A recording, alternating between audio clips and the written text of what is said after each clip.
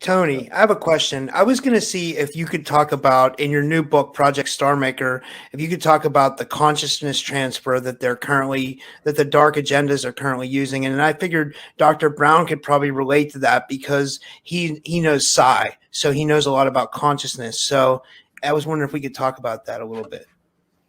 Well, it seems to be one of the first technologies that they trade.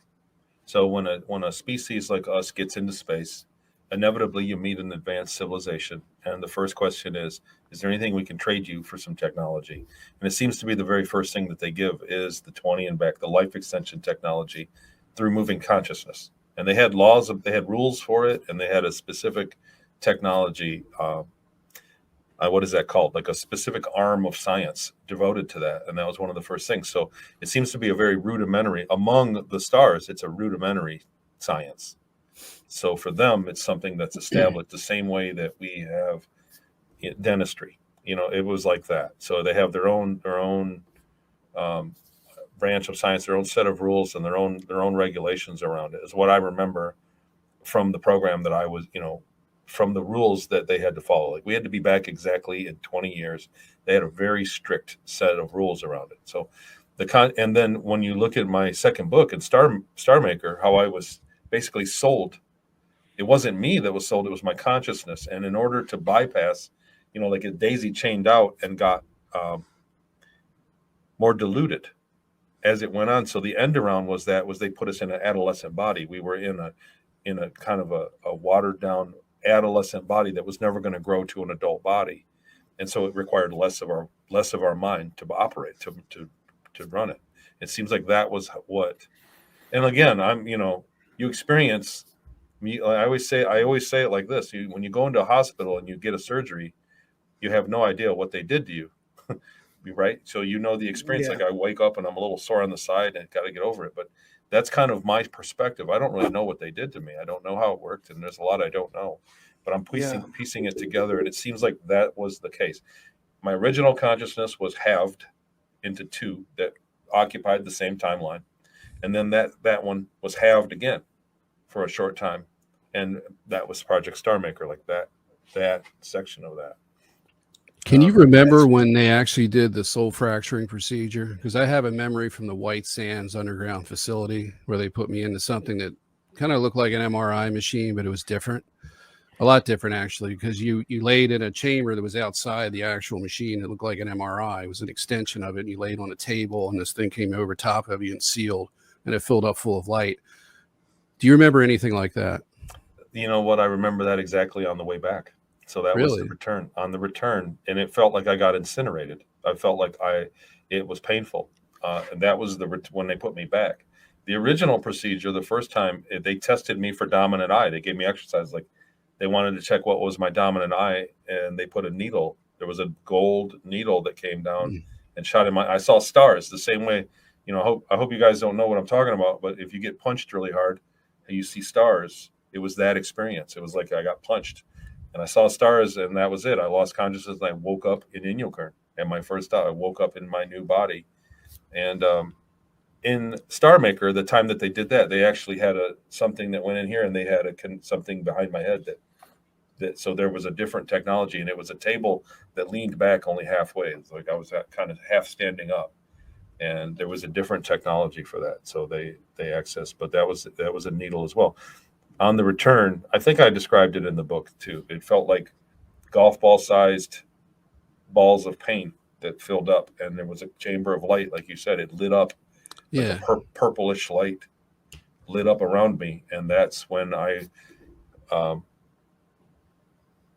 want to say that I was back to a 10-year-old body. I was back in my 10-year-old body. That was from the adult body that I'd grown into. They put me in that chamber, and I woke up as a 10-year-old, still with my memories back, with my original memories back, and the memories of the 20 years gone. So and those memories, they started to come back over several years, or because I haven't read your book. So the original memory of the abduction came back quickly within a few weeks of the abduction. Okay. Seeing a gray, but there was nothing. What could I do with that as a kid in 1982? So I always knew that ETs existed. I always had that eyewitness that flash of there were ETs. I remembered it, the abduction thing. So whenever I saw it in media, I identified with it. Over time, the memories bled through, but they didn't make sense, and so I just shrugged them off. And then it was 2015 when I had the big event. I'm in an MRI scan, and about 10 days later, I got all my memories back. Not all, but so now things have evolved to a different level, and now we're here on Earth. This planet was originally a refugee planet. This is not a good planet to be on in terms of long-term civilization. Every 20, 30,000 years, there's a pole shift. An engineered pole shift in cataclysm, from what I understand. Yeah, and the civilizations get they wiped out. Reboot the planet. The way they set us back, just like they took his memories and mine and yours and everybody else's, they also reboot the planet, so you have a collective amnesia. Well, this planet, and not just that, but I was going to say we might be in some kind of forced reincarnation cycle. Is that? Oh, is that we definitely true, are, Dr. Brown. Yeah, we call that the death traps. That's the bad ETs run it. It was actually started by a group coming out of the Orion system, which was where we were talking about the resistance movement against the Orion system. But it's been picked up and used by the later groups, including the Reptilians. And basically, when you die physically, you see the light. You've all heard of these, seeing of the light. Well, that light is a wave that sort of beams. It's an attractor. It's like a moth getting attracted to a light. And as you get closer to the light, the more you resist it, it's like gets you stuck. It gets you stuck. The more you resist it, the more stuck you get. And then you're treated with a very, very high voltage, like an electroshock treatment. And it's way higher than like lightning. And it rattles you. And your memories go, your ability to remote view or perceive go, but you're still there. And then an AI comes in and packs you in with a whole bunch of memories. It sort of recreates you, and a lot of some of it matches what you had before, but it basically, and then they come and they say, but we just talked about your case with the Council of Elders. See the Council of Elders over there? Yeah, we talked about your case, and we think you need to work out a few wrinkles. Remember the argument you had with your grandmother? Oh, and your son was not, there was a little tension between you and your son, and he needs you, and that thing you dealt with your daughter or your parents, they sort of said, we think you should go back and tweak a little bit more, develop your personality, but it's all up to you. You make your decision. Inevitably, the person says, because they have no memory, no real memory, the person says, you're right. I need to go back and work that out. So they get recycled back in. So you get processed through the amnesia system. And that was... yeah. So in terms of my own biography, I didn't come through that system. So I wasn't rattled like that. So the hybrids that Tony read into, they of course they didn't go through that. But you still have to remember, even though I wasn't processed by that, I still had to remember. I still came into a physical body, and I still had to go through a long process of piecing everything together. Now, Aziz, my son, his recovery of his memories, he was really driven. That was like really a big thing. So he was really driven to get his memories back quickly. Now Tony can really, and he can talk about once he realized that there were memories he had to remember, he was driven to remember those, and he was focused. He's talked to you just today about how driven he was to piece all that stuff together. That's the way Aziz was. Me, I took decades. I was having a good time here. It took me a long time to piece it all together, but I eventually pieced it all together. Tony was a race car compared to me. I was a turtle. Yeah, I can say the same thing. I just want to mention one thing real quick to him, and I'll let you talk, Tony. When I conducted the interview with Rob the first time when I met you, I could see the gray in you. I could actually see the higher self kind of superimposed over you. It was one of the things I was going to email you about, but I'm really horrible with that kind of stuff. I mean, I've got so many things going on, and I get sidetracked. And the other thing that I noticed too, the last time you were on this show, I was supposed to be here, but the scheduling got screwed up and I didn't make it. But I noticed when you brought up the grays and you talked about the remote viewing study that you just did, and not the most recent one, but the one just before that, I could tell that you got emotional, and I wish I would have been there to capitalize on that, to talk to you about it, because I could tell that you lost your train of thought, and I could tell that you were holding back emotions and trying to keep your composure. And because you're a lecturer, that's not something you normally see. It's something that normally comes from a very high emotional, spike. So I just wanted to let you know that. And I think what's going to happen eventually is after this planet gets cleaned up is, the grays are going to be cleaned up as well. And that horrible atrocity will be reversed. And then the healing can start. So I just wanted to mention that. I'm sorry, Tony. Why don't you go ahead? I'm not sure where to pick up after all that. There's quite a lot went in every direction. It's off in a whole different direction. I just want to say that the experience of recovering my memories was over a great deal of time, over that whole from the age of 10 years old all the way to 40 years old. During that time, I would get bits and pieces back, and they were not dream like, they were memory like. But it didn't make any sense, because I thought, when did I do that? When did I live in a place?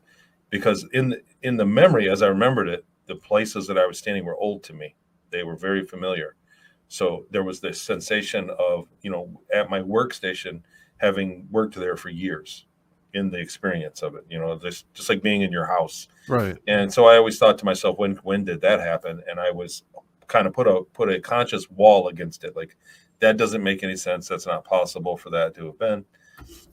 And then later on learned about the 20 and back technology, that they can take you and put you back in the same night. And that's when all in one moment, I thought, that's what happened. I was gone. That explains it.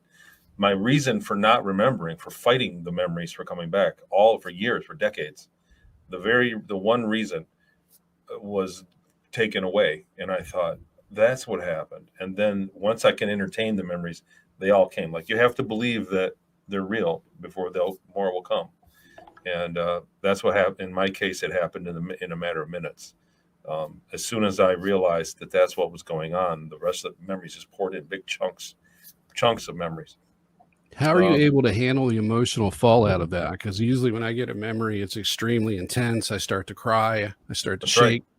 It was very difficult, and it lasted for months. The first few months were very difficult. And I was, like I said, I really needed somebody to reach out and speak to about it. And there was nobody available.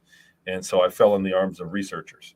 So, I was a witness, and I reached out to people, and researchers were my counselors at that point, which they were only interested in proving their own work based on collaboration for my memories. So Right. It wasn't exactly the same as somebody listening to you with an idea of what it feels like. So the emotional end of it was very difficult, especially when I started at the very beginning. I remembered a few things, but I didn't remember a lot of the abuse. And when I did remember that, I thought, there was a real loss of inner innocence to the abuse that I'd been through. Right. You feel violated. So, it's just like being raped, and then. Well, I guess it answered a lot of questions about why I was very sensitive to many subjects, and why I had symptoms of PTSD without any real trauma. Yeah, I went through the same thing. Anything with near-death experiences, anything like that, that would always be a trigger for me. Anything that has to do with that or afterlife would always get to me, and I would find myself kind of hiding away from whoever I was with to go cry it out and let it out of myself, so to where I could handle it. But when Tony says he remembered these things over a period of a month, it was really intense. That doesn't mean that he really remembered all that stuff at that time. That means that over a long period of time, those memories were coming back and being inserted into his electrochemical brain, but that there was a conscious resistance to them. That's right. So it was like the stuff was there, and it was slowly being inserted, because you can't think of anything that's not embedded electrochemically, just like in a computer. It's got to be registered electrochemically in the brain. So all that stuff had to be there. And then what happened is that the psychological elements broke down, meaning psychologically, the wall came down, and those memories, which he had gradually been reassembling subconsciously, were able to come to the front. And that was the traumatic month he felt. It wasn't that the memories were coming back at that time, but it was the realization that they were real. Yeah, they came to the surface and suddenly came up on his screen, and they were staring at him. So the point is, if you're going to rescue people, you cannot rescue them in their physical body. You have to, but if you actually go to somebody and say, look, we got to rescue you. You're caught here and there's an amnesia system and you're all caught into it and we got to rescue you. And by the way, you got to drop off your body and we got to take you. They're going to say, what? I mean, they go panic struck, the whole thing. They think you're killing them, the whole thing. So what does victory really look like? It looks like infiltration, Dr. Brown. That's what it looks like. Well, I think we're all kind of guilty of that here. ultimately, victory will look like setting up centers where people can leave. And that means leave their physical body and be their ISB self that you are when you're dreaming at night. That's your real self. And so, and then once they leave, they can go into a ship. And then they can go in that form. That's your normal form that most people don't even know they have. They think that they hope and pray that they have a soul and the soul can be saved. The reality is the soul is all they have. The ISB is all they have. The physical body is just a piece of machinery. But that ISB part is the only thing that can be saved. And that's got to be removed away from the amnesia machinery that causes the recycling of lives and so on. You have to physically get that. You have to get that person out. So what does the future look like? There's going to be a zillion people that will not buy into this.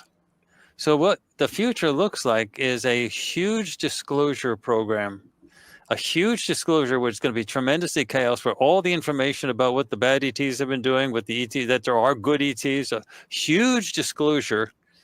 Just people being told what the truth is. A certain percentage of those people will then grasp it, understand it, and say, okay, we're ready to go. The rest of the people are not going to be ready, and you cannot rescue them. You're going to have to catch them on the next one, on the next go around. You just can't rescue them. And that means that the bad ETs may continue working with those people because they're going to, the good ETs had this fixation towards free will. And if those people free will say, no, we like the old system, the good ETs are going to respect that. So you can only rescue a certain proportion of the people. And just imagine what you have to get through.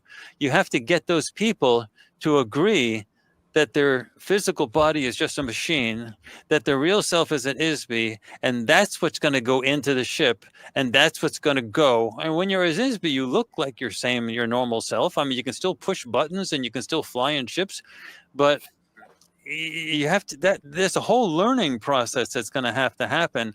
And that's how you get as many people out as possible.